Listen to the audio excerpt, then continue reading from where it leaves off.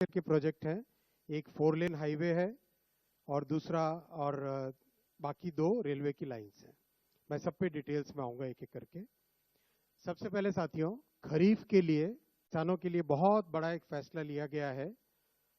आप सब जानते हैं कि खरीफ की फसल में जिस तरह से पिछले 10-11 वर्षों में मैसिव वृद्धि की गई है एमएसपी की, उसी कड़ी में सीएसीपी की रिपोर्ट पर 2025-26 के खरीफ मार्केटिंग सीजन के लिए आज कैबिनेट में एमएसपी अप्रूव हुआ है। टोटल अमाउंट इसका 2,07,000 करोड़ के आसपास का एस्टिमेट किया गया है। और जैसा कि प्रधानमंत्री श्री नरेंद्र मोदी जी ने प्रतिबद्धता दिखाई है किसानों को उनकी कॉस्ट के ऊपर 50% मिनिमम मार्जिन मिले, कम से कम मार्जिन मिले, उसका ध्यान रखा गया है। तो जितने भी क्रॉप्स हैं, हर एक क्रॉप के लिए कॉस्ट से 50% अधिक, कॉस्ट प्लस 50%, इस चीज का ध्यान रखा गया है।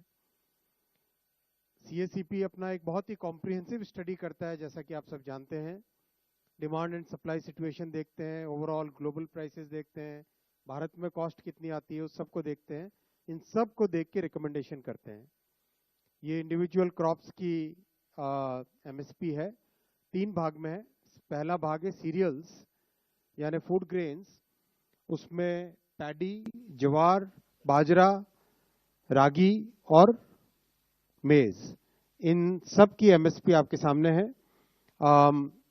आप सब जगह देखेंगे जो कॉस्ट है, कॉस्ट ऑफ प्रोडक्शन है, और उसके बेसिस पे एमएसपी, कॉस्ट के ऊपर एमएसपी कितना है वो लास्ट कॉलम बहुत इंपॉर्टेंट है। कम से कम 50%, कुछ केसेस में 63%, कहीं पे 59% over and above the cost. ये बहुत ही इंपॉर्टेंट पॉइंट है। और ऐसा की ऐसा फिनोमिनन पल्सेस और फाइबर क्रॉप्स में भी है, जहां पर क्रॉप्स लिए गए हैं तूर, मूंग, उड़द और कॉटन।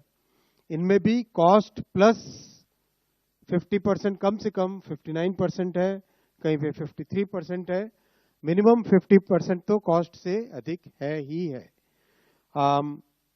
तीसरा ग्रुप है क्रॉप्स का, यह है ऑयल सीड्स। ऑयल सीड्स में groundnut, sunflower seed, soybean yellow, sesame